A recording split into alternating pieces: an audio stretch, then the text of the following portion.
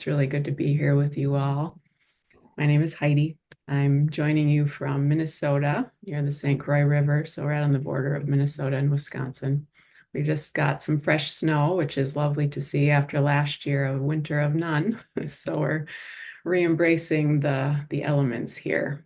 So today we're going to spend some time, well, just to give you an idea of what we'll be doing. We'll kind of spend a little bit of time breathing together, dropping into our bodies just a few minutes, and then we're going to step into the Church of Shadow and Light, which is also the name of my next book that comes out in April. And it's becoming kind of a fun tradition here at Alignment to read from books before they're out. So you get an early preview of this one. So with that, take a moment to settle. Just noticing where your body makes contact with whatever is holding you up right now. Close your eyes if you like.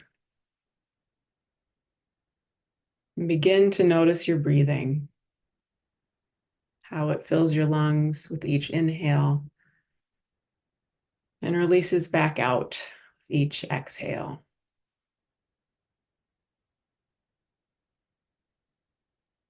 Bring your attention to your posture as you continue to breathe.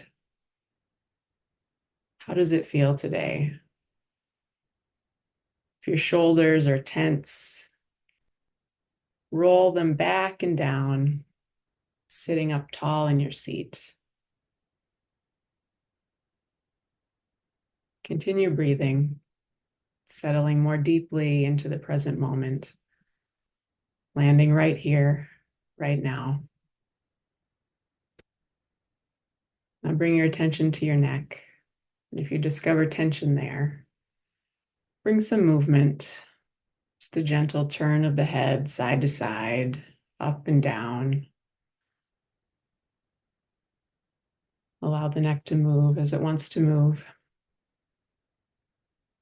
Continue breathing at your own pace, inhaling and exhaling your way right here to the present. And on your next inhale, take a deep breath in, hold for a moment, and release out through an open mouth, releasing any tension in the teeth and the jaw. Take a few more breaths in and out.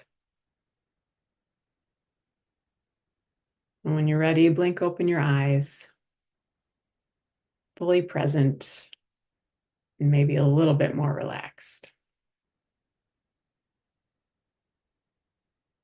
All right, so as I mentioned, the Church of Shadow and Light is what we're going to be spending time in this afternoon/evening.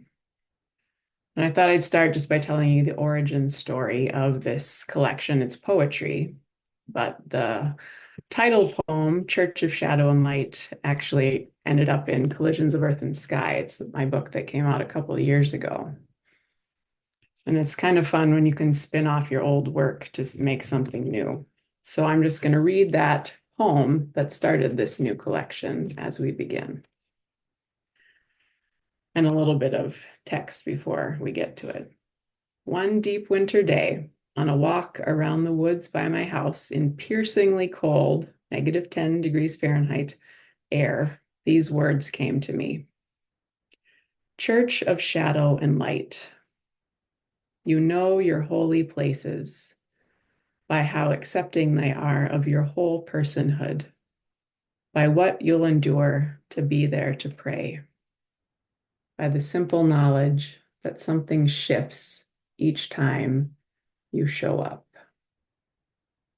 There's something sacred to be found in how the winter sun casts shadows on snow-covered ground, or in how a walk through an old forest reminds you of what you're truly devoted to. There's something sacred in continuing to put your life energy where it is returned in kind. Somehow the wild silence ties all things together as one being, even when that silence also holds a continuing evolution of understanding. So that's where this next collection started, just kind of figuring out what church means to me. And at that moment, it was walking outside in below zero air and just being there and letting it be what it was, noticing the beauty that was still present, even in the piercingly cold. Excuse me. So what we're going to do is I'm going to offer up some poems from each section of the book. I'm not going to explain where they came from. If I read a poem and you think I'd really like to know the origin story of that poem, maybe just take a note and I'll address those at the end. But we'll just kind of take it as a meditation on poetry, and move through that. Though before we jump into the collection, or step into it rather, since right now I know several people in LA. A lot of people are impacted by fires, whether it's a literal fire or the world just seems like it's crumbling, whether it's war or personal catastrophe, whatever you have you. In my book, Slouching Toward Radiance, I was dealing with some fire that was a lot closer to me, just due to some folks I knew, and then really personal connection of a fire in a forest. That means a lot to me. So I'm going to read those three poems as we begin, and they tie nicely to the Church of Shadow and Light. World on fire. My backyard isn't burning, but yours over there is, which is my call to bear witness to the unthinkable. I can't know what it's like, not really, to be in your body on that savanna or in those streets, seeing those images, knowing they are so close to home, knowing they are your home, feeling the heat, fleeing the fires, freeing what you can, leaving what you can't. I can't know what it's like, but I can be sure not to look away. I can be sure to listen. I can be sure to act. A global community calls for all hands on deck.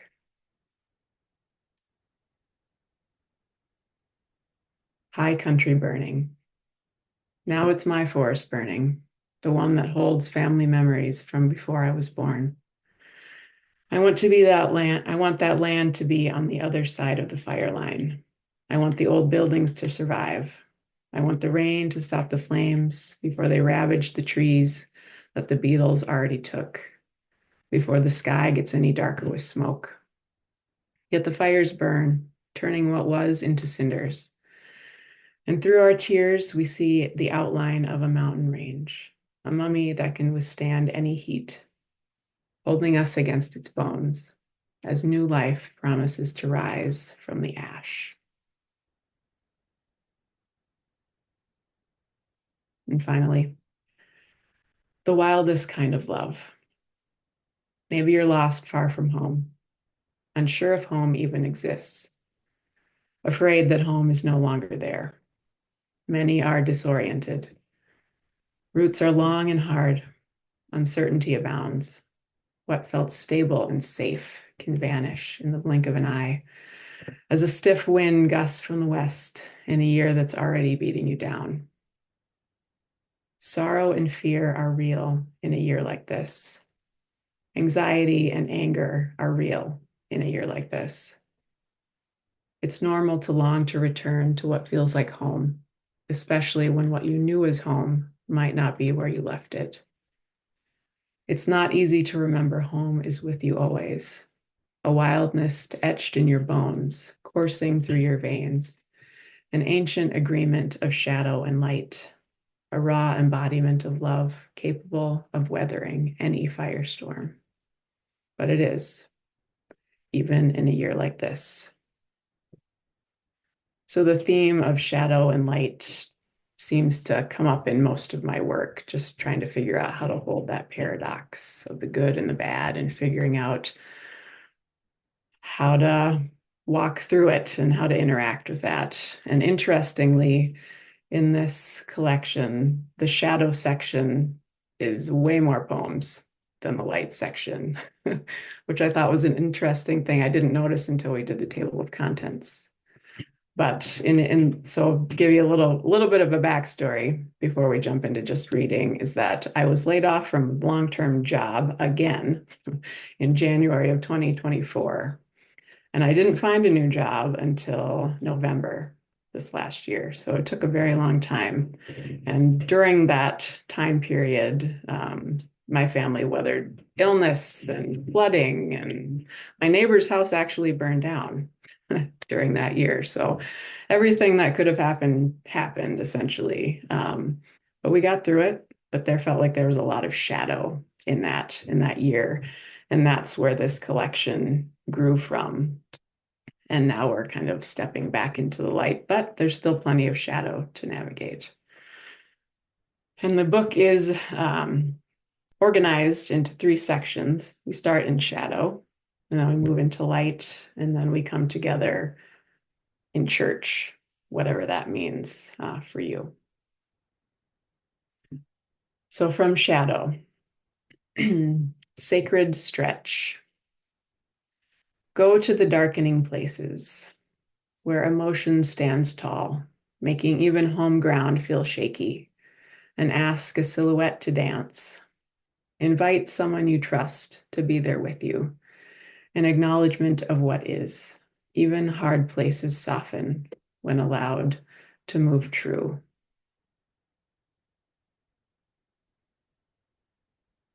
And forgive my scrolling. I don't have a physical copy yet, so it's on my computer. When language has something else to say to you, in the aftermath of loss, it's hard to find words some days. What is there to say that would make things better? What happened, happened. No words can undo that, and no words can fix it. This could be reason for despair, and it's fair to rage and grieve. Or this could be reason to look beyond words, deeply into unexplored ways of interacting with what isn't wanted.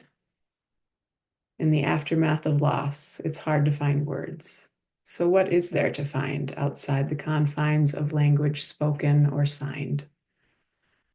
Language felt like a cold wind you don't welcome, but feel fully anyway, contrast waking you up in new ways. Language tasted like a kumquat bursting on your tongue, startling sour, followed by a sweetness only reached by piercing skin. Language seen like a ray of light streaming in from so far away it's barely reached you, but it has reached you, even now, in the aftermath of loss.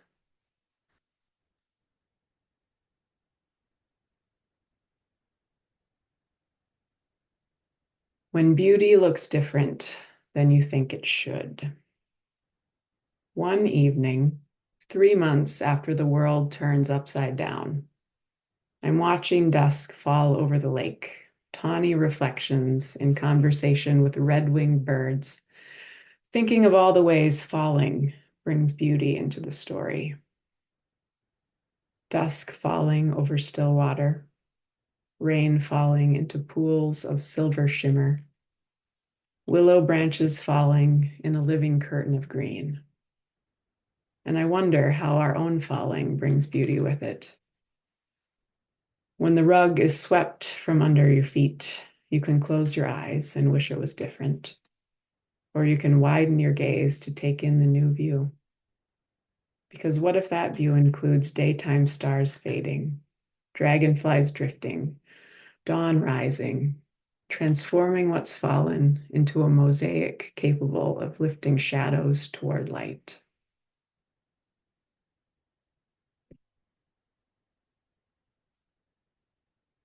A practice of discernment.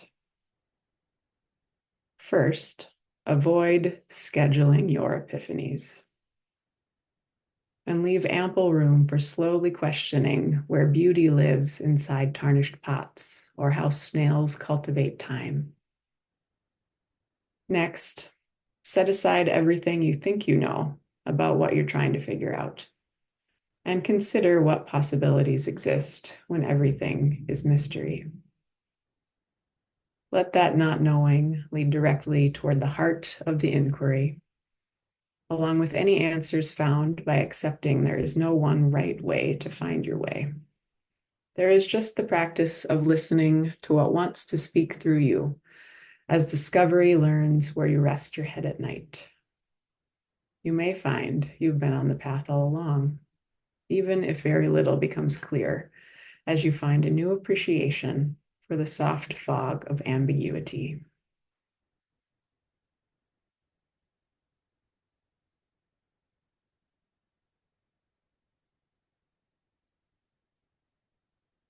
A blessing for existing in a burning world. Maybe it all vanished so abruptly it felt like there was nothing but shock to take with you on the unwanted journey ahead. Maybe what came next has felt full of firmly closed doors, or doors that open just enough to allow a glimpse of what could have been. Maybe those doors are connected by paths lined with thorns, created by the pairing of fear and desire. Maybe, likely, you're tired and ready for something, anything, to be different. At any rate, despite what has or hasn't happened in the weeks between before and now, may the journey ahead become yours, even if the origin wasn't. May the journey ahead be full of doors that open toward knowing your worth. May the journey ahead connect you to the joy created by existing in community. May the journey ahead find you bearing witness to the beauty of the light that's still present, even in a burning world. Daydreams and sparks. Remember what you dream in daylight. Feel a way forward in the dark. See beauty in that which remains. Let it be a spark worth following.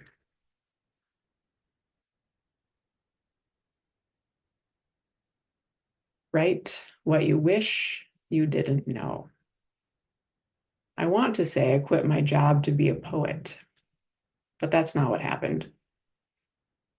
Instead, life got turned upside down by a layoff. A quitting of work, yes, but not on the timeline of my choosing. I want to say the need for money vanished along with the regular paycheck, but that's not what happened either. Instead, the need for work continued, demanding time and energy and applications, asking for a role that would demand time and energy. Energy I'd rather spend noticing glimmers of light frolicking across the frosty morning. So I want to say I quit my job to be a poet, but that's not what happened.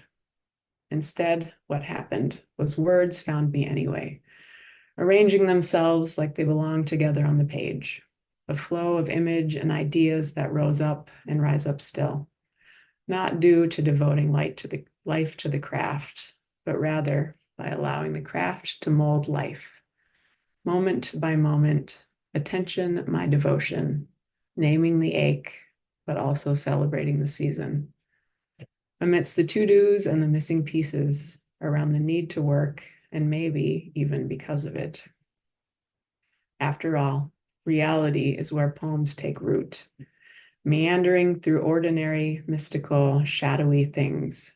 And poets, well, no matter our employment status, we notice and tell about it. And now we step into the light. What I see when I dream of light.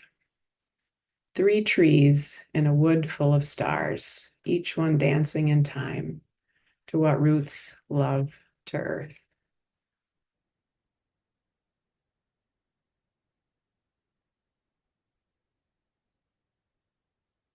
Orb weaver.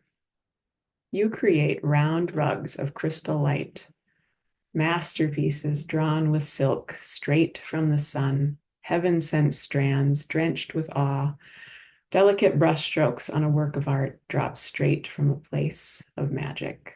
But look, not all of us know how to weave orbs that shine as infused by wonder. So will you show me how? I imagine it's like tasting a diamond's luster or feeling a translucent beauty wash bare skin or hearing angels slinging love straight into your marrow. Am I right? Well, anyway, it's not your job to tell me. So I'll imagine a world where bones are lightning and skin's a mirror, bark and soil, claw and fin, portals to a realm where everything alive, from spiders to willows to polar bears to trout to moss to cats, along with any number of humans across the globe. Weave webs of wonder from light that lingers long after the world tries to snuff it out.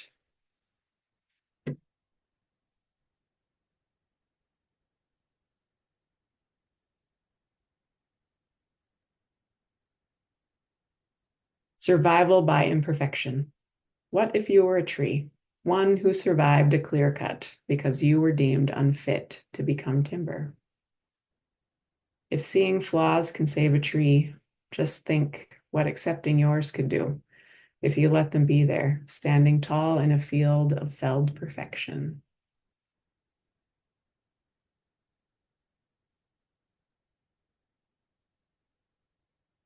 Teaching the world to survive. When your healing is imperfect, it's easy to beat yourself up or knock yourself down. But beating yourself up is a fight you can't win, and knocking yourself down is a sure way to stay there. Instead, take your imperfect healing and hold it softly, cradled like a delicate speckled egg, beautiful yet breakable, powerful because of that vulnerability. Hold it gently, offer a safe place, a place it can live inside you, nestled as only imperfect things can nestle, just there against your heart, keeping time with the pulse, life force reminding you healing isn't something you're graded on. Healing is any wound stitched and tended, becoming a scar equipped to share stories intent on teaching the world to survive. And we meet in church, wherever you find the version of God that you know.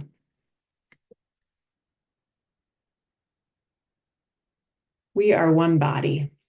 Care for the world you live in all the ways available, from how your feet touch the earth to what nourishes and sustains you, to where you place your attention.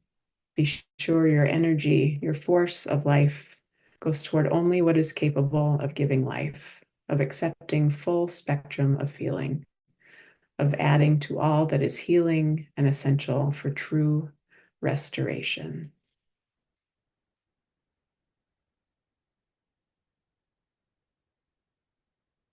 I'll just do one more here. Embodied ceasefire. It may be you feel at war with a stranger. It may be you feel at war with a neighbor. It may be you feel at war with a friend. It may be you feel at war with yourself. How do you feel it, the war, when you find it inside? How its violence wants to feed on the fear or uncertainty or pain. Too much or not enough, be it space, food, or love, can make a battle feel like the only option on the quest to live how you want to. So if that, any of it, even just a morsel, tastes true for you, feel the war, usually best done with the support of someone you trust, where it wants to live in your body, how it yearns to break out, what it wants to destroy, and allow the war, whatever wants a fight, whatever pulses with need to prove power over. Allow it a chance to float to the surface. Don't force it. Where it can rest on the calm waters of your skin as you breathe, a rush alongside tumbling cascades as you sweat it out. It won't be comfortable, but it's on its way to becoming something else. Something seen, felt, and heard, acknowledged long enough to allow a letting go, claws softening into that which may, in time, allow an embodied peace. And with that, I better stop reading because it's almost 4:30. All right, I'm going to stop there. Thank you all for your attention as we walked together through that literary church. And if anybody did note any of those poems, if anybody has any questions before we wrap up, feel free to ask them now or comments or whatever else the case might be.